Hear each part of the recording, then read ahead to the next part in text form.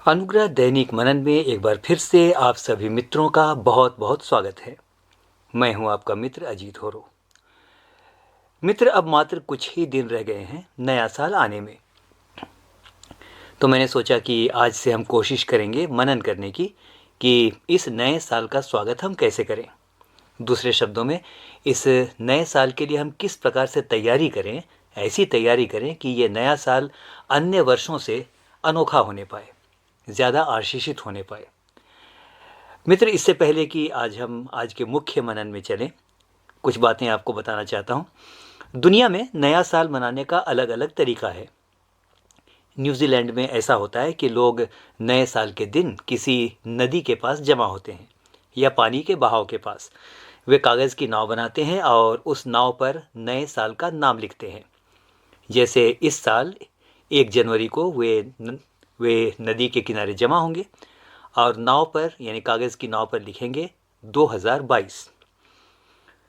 फिर वो क्या करते हैं कि नाव को पानी में छोड़ देते हैं और वे देखते हैं कि उनकी नाव ठीक से तैर रही है या नहीं। यदि ठीक से तैरती रहे और तैरती तैरती आंखों से ओझल हो जाए तो बहुत खुश होकर के ताली बजाते हैं और मान लेते हैं कि उनका नया साल अच्छा बीतने वाला है। लेकिन जिनकी नाव डूब जाती है वे दुखी हो जाते हैं, क्योंकि वे ऐसा समझ लेते हैं कि उनका नया साल अच्छा नहीं होगा।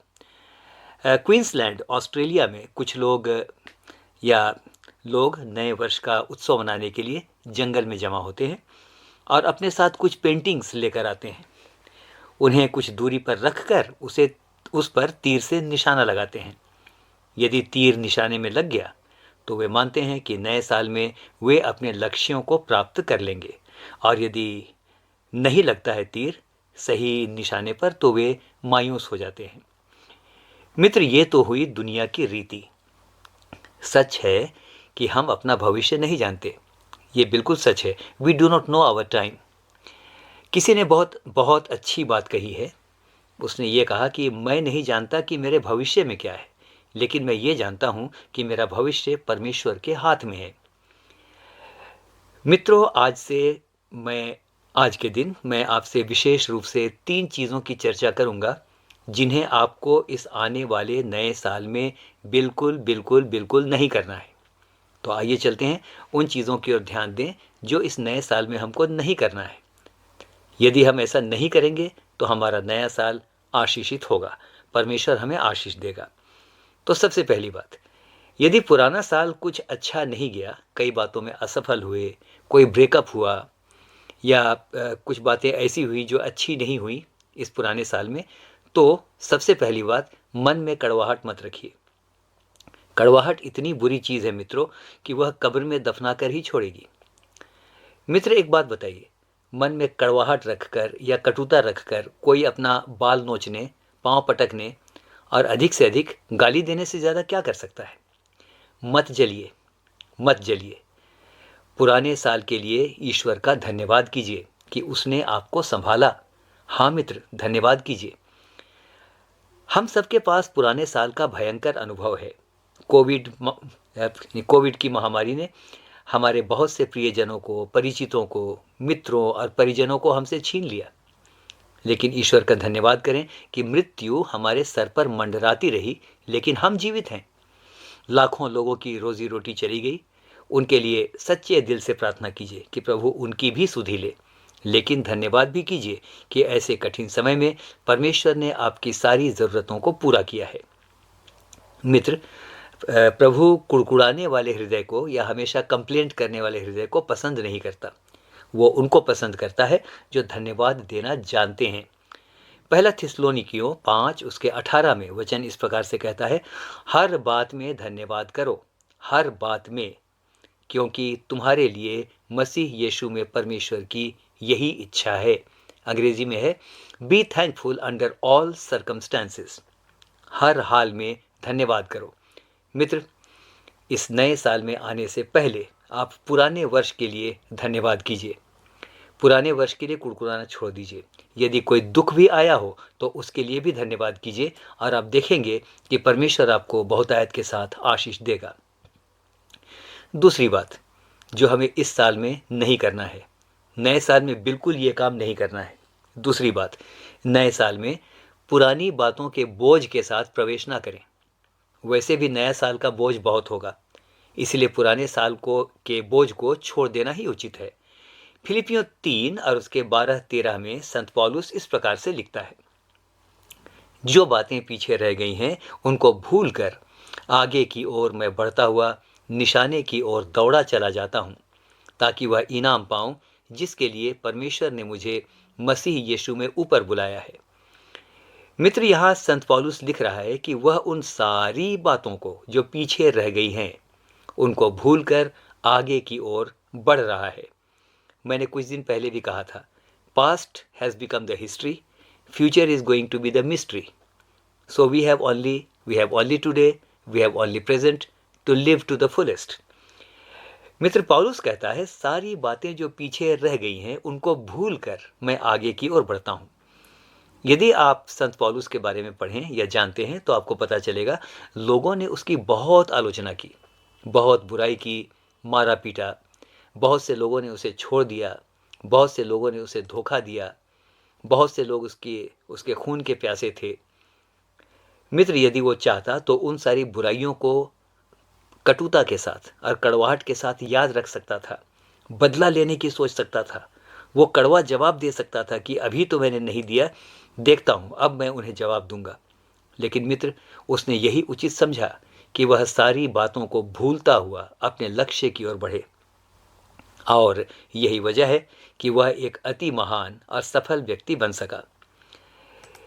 मित्र, भूल जाइए कि किसने इस पिछले वर्ष में आपके साथ क्या बुरा किया, क्या बुरा कहा, किसने मजाक उड़ाया। मैं मानता हूं मित्र कि मनुष्य होने के नाते हमारे मन में कटुता आ ही जाती है, लेकिन यही कटुता की भावना, नोट कीजिएगा, हमारे मन, मस्तिष्क और शरीर पर बहुत बुरा प्रभाव डालती है। मैं कहना चाहता हूं, माफ़ कर दीजिए। इस पुराने साल की सारी बातों में जो आपके प्रति गुनाहगार हैं उन्हें माफ़ कर दीजिए और आगे बढ़िए। देखिए, यशायाह 43:25 में स्वयं परमेश्वर क्या कहता है, मैं वही हूँ जो अपने नाम के कारण तेरे अपराधों को मिटा देता हूँ और तेरे पापों को फिर स्मरण न करूँगा। मित्र, यदि परमेश्वर हमें माफ़ करता है तो हम कौन है माफ़ नहीं करने वाले। हम कहते हैं, प्रभु तू तो हमें माफ़ कर, पर हम किसी को माफ़ नहीं करेंगे।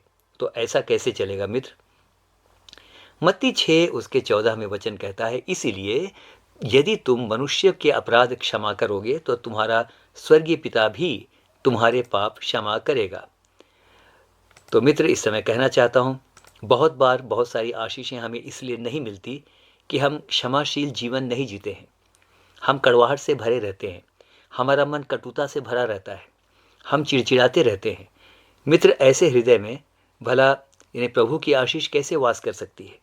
ऐसे हृदय में भला पवित्र आत्मा की शांति कैसे आ सकती है। तो आज के दिन आपसे कहना चाहता हूँ, 2022 आने वाला है। कैसा 2022, यदि आज तक आप 2021 में ही जी रहे हैं। मैं कहना चाहता हूँ, जिनसे संबंध ठीक नहीं रहे उनसे कोशिश कीजिए कि सामान्य हो, और यदि नहीं सामान्य होते हैं तो कोई बात नहीं, ऐसे लोगों को मन से निकाल दीजिए, ना प्रीति ना बैर। कहना चाहता हूँ, पुरानी खुन्नस, चिढ़, ईर्ष्या और क्रोध छोड़ दीजिए, और आप देखेंगे कि परमेश्वर आपके नए साल को कैसी अद्भुत आशीष देता है। मैं भी हूँ और आप भी हैं। आप इस बात की गवाही देंगे कि भाई सच में परमेश्वर ने हमें आशीष दी, जब से हमने कंप्लेंट करना और जब से हमने कंप्लेंट करना छोड़ दिया और हमने एक धन्यवादी जीवन को जीना शुरू किया। तीसरी और अंतिम बात जो आपको बिल्कुल नहीं करना चाहिए, इस नए साल की तैयारी जब आप कर रहे हैं तो ठान लीजिए, नए साल में आप ये काम बिल्कुल नहीं करेंगे। तो तीसरी बात है, बिल्कुल बातों को मत टालिए, ढीले मत होइए, भीषण प्रतिज्ञा कीजिए कि नए साल में लापरवाही का जीवन नहीं जिएंगे, बातें कम करेंगे, किसी भी काम को निश्चित समय पर पूरा करेंगे। सभोपदेशक 3 और उसके 1 में वचन इस प्रकार से कहता है, हर एक बात का एक अवसर और प्रत्येक काम का जो आकाश के नीचे होता है एक समय है। मित्र, बहुत बार हमें लालच होता है कि हमें बात करना अच्छा लगता है, बात करना पसंद करते हैं हम कि बात करते रहें और इतनी बात करते हैं कि अपनी धाक भी जमानी होती है ना। इतनी बात हम करते हैं कि काम करने का कई बार अवसर नहीं मिलता। एक कठोर प्रतिज्ञा कीजिए कि जो कार्य मुझको निश्चित समय में करना है वो मैं करूँगा। सोचिए, यदि परमेश्वर समय से सूर्य ना उगाए, यदि परमेश्वर समय से वर्षा ना करे, समय से धूप ना भेजे, समय से फसलें ना हो, तो क्या होगा?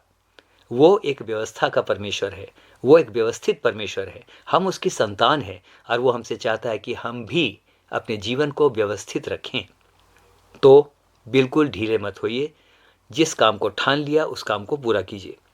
मित्र, एक बात कहूँ, बहुत से लोग असफल होते हैं, है ना, लेकिन इस कारण नहीं कि उनके पास बुद्धि या प्रतिभा नहीं है या वे योग्य नहीं है। नो, वे असफल इसलिए होते हैं कि उनके पास समय का प्रबंधन नहीं है।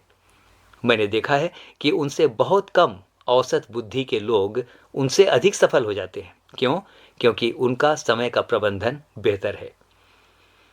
मित्र, समय का सही उपयोग नहीं करके हम भाग्य या परमेश्वर को तो दोष नहीं दे सकते।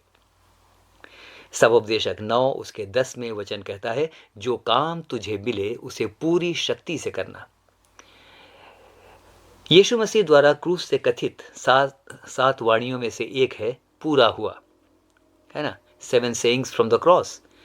और ये क्रूस से उच्चारा हुआ 6वां वाक्य है। आप जानते हैं मित्र कि यीशु की उम्र मात्र 3.5 साल की थी। सेवा की उम्र, टोटल जो उम्र थी वो 33.5 साल थी। लेकिन वो यह कह सका पूरा हुआ। लोग तो 80-90 वर्ष की आयु में भी कहते रहते हैं, ये नहीं हुआ, वो नहीं हुआ। मित्र, यीशु ऐसा इसलिए कह सका कि उसकी दिनचर्या अत्यंत व्यस्त थी और अत्यंत व्यस्त सेवा के दौरान भी वो बहुत ही व्यवस्थित थी। इतना व्यस्त होते हुए भी वो प्रार्थना के समय निकाल लेता था। मित्र, नए साल में संकल्प कीजिए कि किसी काम को नहीं टालेंगे। शरीर में कोई परेशानी है तो उसे दिखाने का भी समय है, मत टालिए। अध्ययन का समय, प्रार्थना का समय, सारी बातों का समय है। मेरे मित्र, किसी बात को ना टालिए, उन बातों को होने दीजिए और आप देखेंगे कि आप कहाँ से कहाँ पहुँच जाएंगे। नए साल की तैयारी इस प्रकार से करें, क्योंकि दिनचर्या बहुत इम्पॉर्टेंट है। ध्यान दीजिए, बहुत बहुत बहुत ध्यान दीजिए। फिर से कहूँगा, बहुत बहुत बहुत ध्यान दीजिए। दुनिया में मात्र एक चीज़ है जो आपको सफलतम बना सकती है और असफलतम भी, और वो है आपकी दिनचर्या। आपकी दिनचर्या ही निर्धारित करती है कि आपका भविष्य क्या होगा। दिनचर्या यानी एक दिन का जीवन नहीं है। जो हमारे जीने का ढर्रा है, जो हमारी पद्धति है, उसको हम दिनचर्या कहते हैं। तो एक ही चीज़ है जो कि आपको सफल या असफल बनाएगी, वो है आपकी दिनचर्या। वही डिसाइड करती है आपका भविष्य क्या होगा। आपकी दिनचर्या और आपकी आदतें निर्धारित करती हैं कि आपका स्वास्थ्य कैसा होगा, आपकी आर्थिक स्थिति कैसी होगी, आप कितने सफल या असफल होंगे। तो नए साल के लिए अपने आप को एक बार फिर से तैयार कीजिए। नया साल आने में बस कुछ दिन बाकी हैं, तो उससे पहले हम नए साल के विशेष मनन में लगातार चलते रहेंगे। परमेश्वर आपको बहुतायत के साथ आशीष दे। आमीन और फिर से आमीन।